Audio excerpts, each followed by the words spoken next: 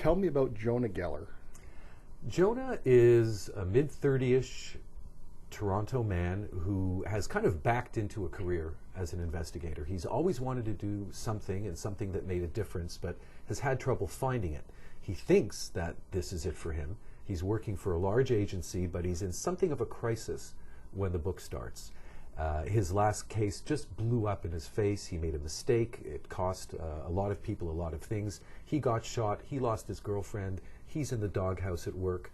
Another police officer was shot, far worse, all because of Jonah's mistake. So he's trying to find himself, and he thinks it will be as an investigator, but he's just not sure when the book opens. The other big character in the book is Dante Ryan, who has a rather unusual profession. Dante is a hitman who wants to get out of the business.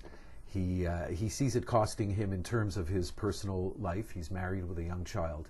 And what brings him to Jonah, and this was the what if that started really the book. What if a hitman were given a job that he just couldn't bring himself to do? Ethically, it was just ethically because it involved a child.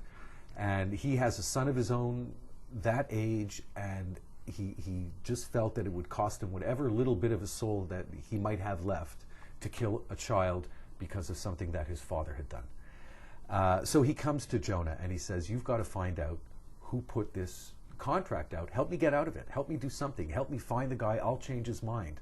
But I cannot do this. And Jonah is left thinking, I'm being hired by a hitman.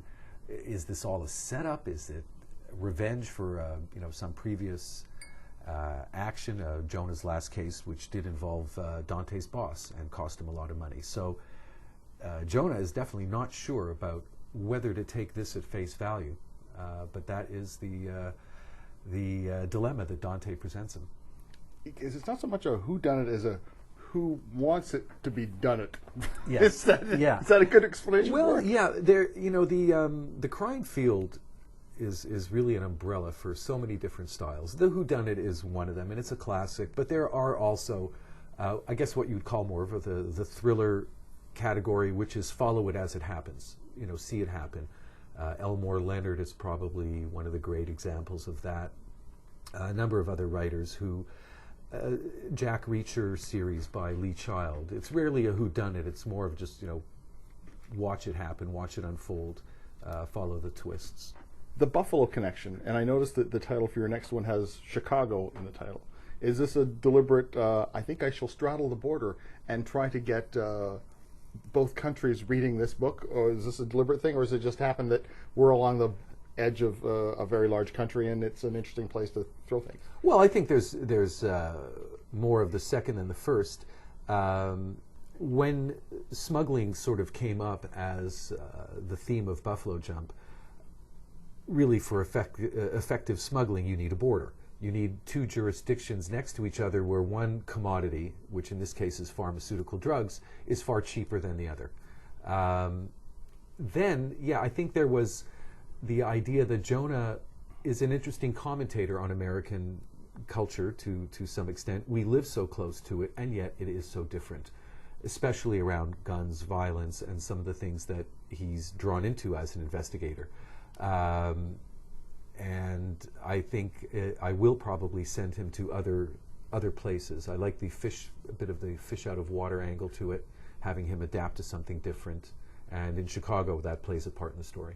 There's a sort of a love interest in the book. I'm not sure if it's a love interest or a professional interest, and I don't think they know either. Tell me about the cop. Catherine Hollinger is a detective sergeant in the Toronto Homicide Squad.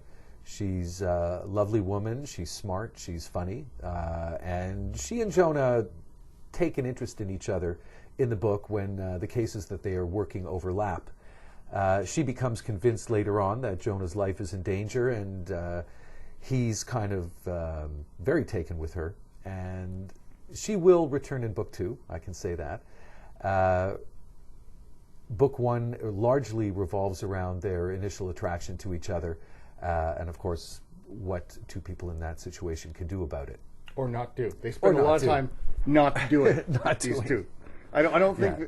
I'm not going to be reading this to get into some hot, steamy sex in the next No. one, because I think this is going to be a slow progression. It's a slow, Glaciers slow courtship. are It's going a to slow- be well, racing them. you know, don't forget when he meets Catherine Hollinger. You know, he's been slashed in a knife fight. He's on Percocet. He's just found Dante Ryan back in his life. He's really turned around. So he doesn't really have time, I think, to develop that relationship. But he's very interested in Hollinger, and Hollinger is interested in him. Can you give me a hint about what realm you're going to be investigating in the next one?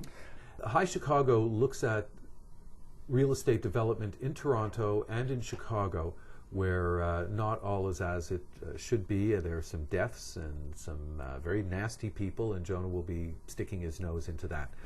The book is Buffalo Jump. I've been speaking with the first-time novelist Howard Shrier, and Buffalo Jump, published by Vintage Canada.